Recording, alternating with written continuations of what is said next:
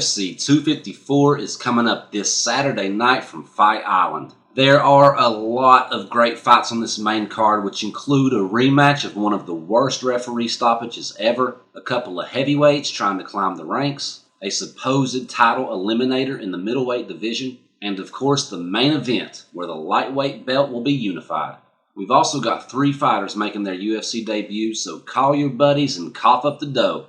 This is going to be awesome. But until then, all we can do is wait and maybe talk about it a little bit. So let's get right into it. Here's my predictions for UFC 254. First up is a light heavyweight bout between ranked number 11 Magomed Ankalaev and Cutelaba. I am tired of breaking this fight down. I just want to watch it, for God's sakes. I feel like I've predicted it like 4 times, so I'm not going to do it again. I'm just going to give you a prediction. I'm calling Cutelaba by first round KO.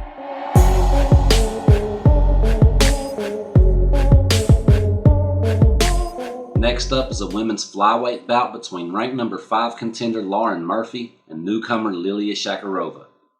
So Cynthia Calvillo is out. She tested positive for COVID, I'm told, and Lilia Shakarova is in as the replacement. Nothing against Shakarova, but that Murphy-Calvillo fight would have definitely been one to keep an eye on. With champion Valentina Shevchenko defending her title very soon, this one could have produced the next challenger. It may be good news, though, for the new ranked number 1 Jessica Andrade, who just dominated Caitlin Chookagian last weekend. If Murphy gets past Shakarova, well, she was supposed to, and it's not going to strengthen her title argument much. If Shakarova can get the win, well, it's only her first win in the UFC and probably isn't quite ready to fight for the belt. No matter what happens here, it's going to be Andrade that comes out ahead. Other than a payday, it seems Lauren is risking a lot by taking on the relatively unknown newcomer. But Lilia has a lot to gain with a big win and not a whole lot to lose with a loss, and that's because she's not supposed to win this one. But this is MMA, where upsets happen all the time. Shakarova has good stand-up and isn't afraid to throw some wild strikes like spinning kicks and such, but Murphy is a pretty tough chick.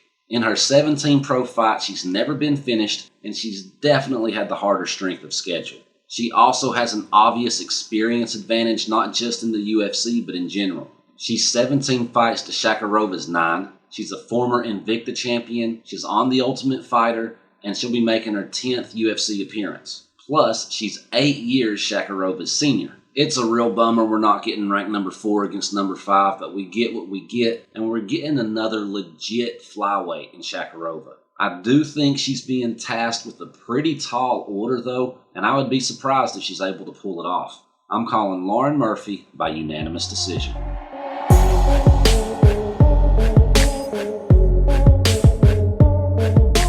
Next up is a middleweight bout between Jacob Malkoun and Philip Hawes. Both of these fighters are making their UFC debuts, but Hawes has appeared on the Contender Series twice and Bellator once, so he should be a little more comfortable with the big stage than his opponent is. The most exposure Malkoun has to the bright lights is by training beside his buddy Robert Whittaker. Being so young and inexperienced and fighting in Australia, it's been kind of rough to pull up some of his old fights. But from what I have seen, he's pretty solid and well-rounded. He's only 4-0 in his MMA career, but he's got a couple of boxing matches mixed in there too. Well, as we're speaking of training partners, Philip Hawes is coming from Sanford MMA, where there are several legit UFC fighters. He spends his days with the likes of Gilbert Burns and Kamaru Usman and Michael Chandler and Robbie Lawler and many, many more. At this point in his career, it just seems likely that Hawes is the better fighter. He won his UFC contract with that massive KO on the Contender Series just a few months ago, and he looked really good doing it. He lost his first fight on the Contender Series 3 years ago, but has since been tearing it up. He's 4-0 since that one and has finished every opponent. He's turned it up a notch or two, and he's looking very promising. He's got a lot of power in those hands and kicks, and I think he's going to find his mark a few times. There's still the issue of cardio, but I don't think this one's going to last too terribly long. I'm calling Philip Hawes by first round KO.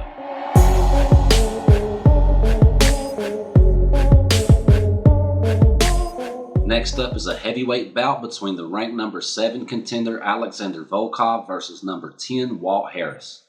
So here's a fun fight, but then again, who doesn't like watching ranked heavyweights go at it? They are ranked, but neither are in that upper echelon of the division, and try as they might, I don't see either one of them ever getting there. But they are definitely top 10. Just to prove that point, they both lost their last fight, which were to a pair of top 5 guys. Curtis Blades beat Volkov in a very boring wrestling heavy match, and Alistair Overeem beat Walt by grappling with him and using ground and pound. And that's really kind of the game plan you need to beat these two, and the reason they'll forever be outside of the top 5. If you want to beat Volkov, you got to find a way to close the distance and out-wrestle him. If you're going to beat Harris, survive the early storm, tire him out, and then exploit the many holes in his game. Now, there are a couple of things that stand out to me in this fight. One, Volkov is not a fast-paced heavyweight.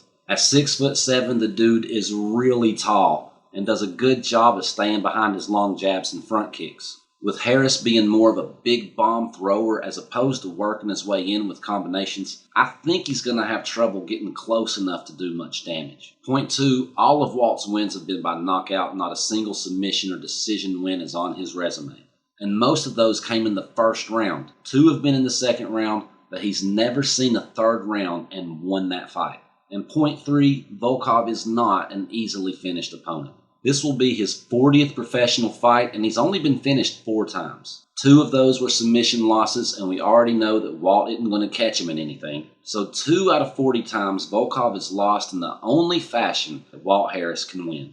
Those just aren't good odds. Now, Harris is a much more finishable opponent. Alistair Overeem did it in that last fight. Of course, with the heavies, one punch landed can change everything, but when we look at the things mentioned, it seems likely that Volkov will survive the early onslaught, spend the next round or 2 keeping distance and piecing Harris up, and finally tiring Harris out and finishing the job.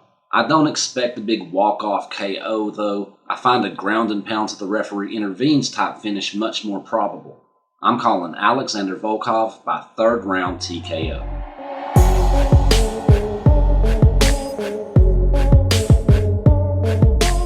Next up is a middleweight bout between ranked number 1 contender Robert Whittaker and number 2 Jared Cannonier.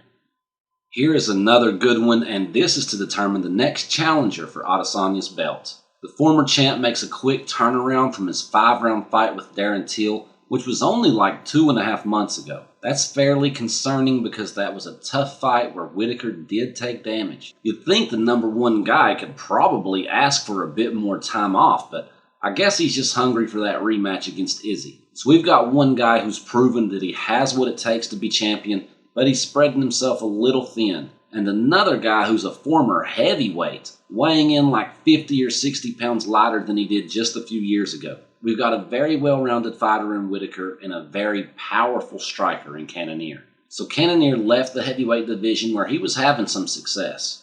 He came to the UFC as an undefeated big man and then went 1-1 in that division. Then he drops to 205 and struggles a bit there, going 2-3. Then he drops again to 185 and has been on a tear, winning 3 in a row, all by stoppage. Well, there was that one against Anderson Silva that was kind of weird, but still, he's unbeaten in this division. And he's also one of the few ranked guys that hasn't lost to Champ Adesanya, so he's a bit of fresh blood. Jared has kept that heavyweight power, but all things considered, I still think Whittaker's the better fighter. Whittaker is going to be faster. He utilizes those forward blitz as well as anybody. So Cannonier may have trouble landing on him and getting to use that power. Plus, Whittaker has proven to have a great chin. With a rather short turnaround, this may be the fight where the accumulative damage becomes too much, but I wouldn't bet on it. Cannonier could look to slow Whittaker down and line him up for those power shots with some leg kicks, but that's not a skill we've seen from him so far. An interesting thing to consider here is that Whittaker's last 4 fights have been 5-rounders, and he's heard the final bell in 3 of them. This one, though, is only scheduled for 15 minutes. I don't know if this will matter, but if there is an advantage to be had, it's going to be Cannonier's, as 15 minutes is all he's ever trained for. Cannonier is, as of this moment, listed as a slight favorite, but I'm not seeing it. Of course, he has a path to victory, but I think Whittaker has several. Regardless of who wins, this should be a fun and exciting fight, but I think Whittaker has the right formula to make it a long and hard night for Jared. It would be good for the division if Cannonier can pull it off and provide Adesanya with some new competition, and I may find myself rooting for him because of this. But for the official prediction, I'm calling Bobby Knuckles by unanimous decision.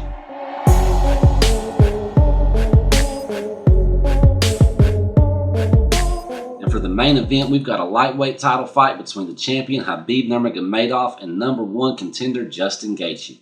It's finally going to happen. We're wrapping up our stay on Fight Island with one of the most anticipated fights, and this should be a really fun one. I personally don't always find Khabib's fights to be a lot of fun, because once he starts to win, it's pretty much just ground domination from that point forward, and he always wins. From a prediction point of view, Khabib is about as no-brainer as it gets. As if you didn't know, he's 28-0, and not many fighters have been able to make it close. But if you could build a fighter that was going to beat Khabib, you'd probably come out with something that closely resembles Justin Gaethje. On paper, Gaethje may be a good enough wrestler to keep Khabib from taking him down, and he may be a good enough stand-up fighter to outpoint the champ, and he may have enough power to knock him out cold. But this is in an octagon, not on paper. Khabib is full of intangibles. He's super strong with coconut-bursting squeeze. He's very mentally tough and persistent, and he's one of those few guys that can make even the most stubborn fighter want to quit. Now, Gaethje has a few intangibles too. He has a great coach who doles out excellent in-fight advice, and he's truly ready to die in there. His words, not mine. All those things paint the picture of two fighters ready for war and prepared to give everything they've got. But there is one intangible that troubles me. For a guy that's never been known for talking, Khabib is doing a lot of it lately. He's always proven to be super focused. Is it possible he's lost his focus a bit? Because at this level, that can be all the difference. It's hard to bet against Khabib, but I'm not betting on this fight. It seems to me that Gaethje walks around with a chip on his shoulder. I don't mean that as an insult. And it also seems to me that Khabib is looking past him a little. I think Gaethje's going to surprise some people. I know it's an unpopular opinion, but I'm calling Justin Gaethje by second round KO.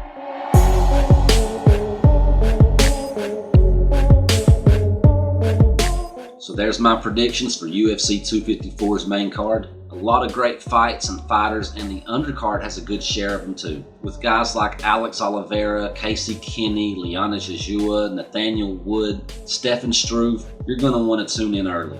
Now this one does have an early start time, so don't forget about that or you're going to be pissed. As much fun as it is to talk about fights, watching them is even better, and the best way to watch a fight is on the biggest and brightest screen you can find, and you're going to find it at Dark Energy Screens. If you're looking for a bright and durable 100-inch, 120-inch projection screen, then call them up, ask for my boy Stevie, and tell him that the Lonely Fight Fan sent you, and he's going to hook you up. Anyway, this one is gonna be fun. I'll do a real winners and losers video after the event as usual, which is a breakdown of the event, which fighters performed best, and which fighters won or lost the most. It's a cool video, so check back on Monday for that. And don't forget to hit the subscribe button and turn on the little bell. You'll be notified of all video uploads, and you'll make me do a happy dance. Till next time.